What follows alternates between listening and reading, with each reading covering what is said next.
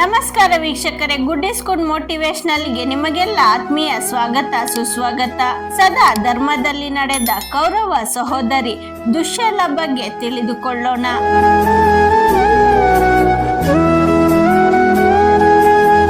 ಮಹಾಭಾರತದಲ್ಲಿ ಬರುವ ದುಶ್ಯಲ ಧೃತರಾಷ್ಟ್ರ ಗಾಂಧಾರಿಯ 101 ಜನ ಮಕ್ಕಳಲ್ಲಿ ಏಕೈಕ 101ನೇ ಮುದ್ದಿನ ಕುವರಿ. ಮಹಾಭಾರತದ ತೆರೆಮರೆಗೆ ಸರಿದ ಪಾತ್ರಗಳಲ್ಲಿ ಇವಳ ಪಾತ್ರವು ಒಂದು. ಕೌರವ ಪಾಂಡವರಿಬ್ಬರಿಗೂ ಇವಳು ಏಕೈಕ ಸಹೋದರಿ. ಸುಂದರಿ ದುಶ್ಯಲ ಪಿತಾಮಹ ಭೀಷ್ಮರಿಂದ ಸಮರ ಕಲೆಯನ್ನು ಕಲಿತಿದ್ದಳು. ರಾಜಕುಮಾರಿಯಾಗಿ ಅರಮನೆಯ ಸುಖ ಸಂಪತ್ತಿನಲ್ಲಿ ಬೆಳೆದವಳು. ವಿವಾಹದ ನಂತರ ಕಷ್ಟಗಳ ಸರಮಾಲೆಯನ್ನು ಎದುರಿಸಬೇಕಾಯಿತು. ಇವಳನ್ನು ಪರಾಕ್ರಮಿ ರಾಜನಾದ ಜಯದ್ರಥನಿಗೆ 3ನೇ ರಾಣಿಯಾಗಿ ವಿವಾಹ ಮಾಡಲಾಯಿತು. ಸಿಂಧುರಾಜ ಗುಣದಲ್ಲಿ ಕಾಮುಕ, ಹುಡುಕು ಸ್ವಭಾವದವನು. ಇಷ್ಟಾಗಿಯೂ ದುರ್ಯೋಧನನಿಗೆ ಭಾವನ ಮೇಲೆ ಅತೀವ ಪ್ರೀತಿ.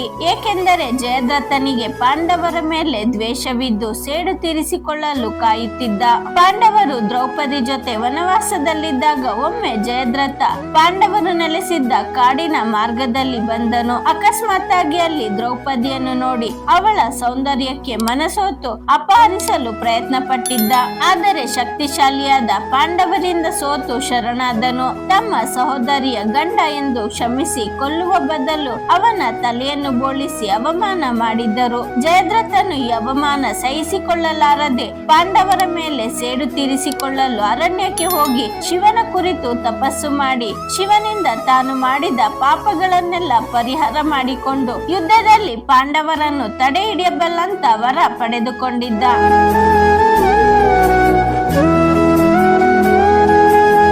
ನಂತರ ಕುರುಕ್ಷೇತ್ರ ಯುದ್ಧ ಪ್ರಾರಂಭವಾದಾಗ ದುರ್ಯೋಧನನ ಪರವಾಗಿ ಯುದ್ಧ ಭೂಮಿಗಿಳಿದನು. ದ್ರೋಣರು ರಚಿಸಿದ ಚಕ್ರವ್ಯೂಹದ ಒಳಗೆ ಹೋಗದಂತೆ ಪಾಂಡವರನ್ನು ತಡೆದು ಅರ್ಜುನನ ಮಗ ಅಭಿಮನ್ಯುವಿನ ಸಾವಿಗೆ ಕಾರಣನಾದನು. ಶಿವನ ವರ ಪಡೆದ ಇದೇ ಜಯದ್ರಥ.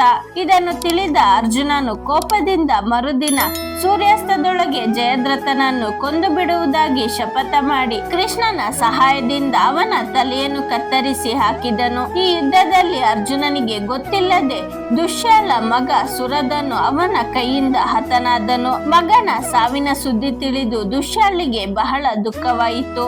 ಆ ಸಮಯದಲ್ಲಿ ಅವಳಿಗೆ ಸಾಂತ್ವನ ಮಾಡಲು ಕೌರವರು ಪಾಂಡವರು ಇಬ್ಬರು ಬರಲಿಲ್ಲ. ಕುರುಕ್ಷೇತ್ರ ಯುದ್ಧ ನಂತರ ಹಸ್ತಿನಾಪುರದಲ್ಲಿ ಯುಧಿಷ್ಠಿರ ರಾಜ್ಯಭಾರ ಮಾಡುತ್ತಾ ಅಶ್ವಮೇಧ ಯಾಗ ಕೈಗೊಂಡನು. ಯಾಗದ ಅಶ್ವವನ್ನು ಬಿಟ್ಟಾಗ ಅದರ ಹಿಂದೆ ಅರ್ಜುನನೇ ಹೊರಟನು. ಯಾಗದ ಕುದುರೆ ಸಿಂಧು ರಾಜ್ಯ ಪ್ರವೇಶಿಸಿತು.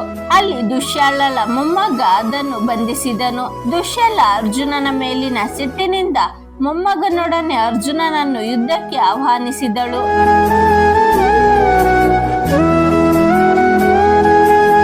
ಸಹೋದರಿ ದುಶ್ಯಲನ್ನು ನೋಡಿದ್ದ ಅರ್ಜುನನಿಗೆ, ನೀನು ನಮ್ಮೆಲ್ಲರ ಒಬ್ಬಳೆ ಪ್ರೀತಿಯ ತಂಗಿ, ನಿನ್ನೊಡನೆ ಯುದ್ಧ ಮಾಡಲು ಬಂದಿಲ್ಲ, ಸಹೋದರನಾಗಿ ಬಂದಿದ್ದೇನೆ ಎಂದಾಗ ದುಶ್ಯಲ ಅವನ ಮಾತಿಗೆ ಸೋಲದೆ, ನೀನು ನನ್ನ ಪತಿ ಹಾಗೂ ಮಗನನ್ನು ಕೊಂದಿರುವೆ, ನಾನು ನಿನ್ನನ್ನು ಸುಮ್ಮನೆ ಬಿಡುವುದಿಲ್ಲ ಎಂದು ಸಿಡಿದೆದ್ದಳು. ಆಗ ಅರ್ಜುನ ಆಕೆಗೆ ಕುರುಕ್ಷೇತ್ರದಲ್ಲಿ ಮೋಸದಿಂದ ತನ್ನ ಮಗ ಅಭಿಮನ್ಯು ಪ್ರಾಣ ಕಳೆದುಕೊಂಡದ್ದನ್ನು, ಜಯದ್ರಥನ ಕುತಂತ್ರ ಎಲ್ಲವನ್ನು ವಿವರಿಸಿದನು. ನಿಜಾಂಶವನ್ನು ಅರಿತ ದುಶ್ಯಲೆ ಅರ್ಜುನನಿಗೆ ಕ್ಷಮಾಪಣೆಯನ್ನು ಕೇಳಿದಳು.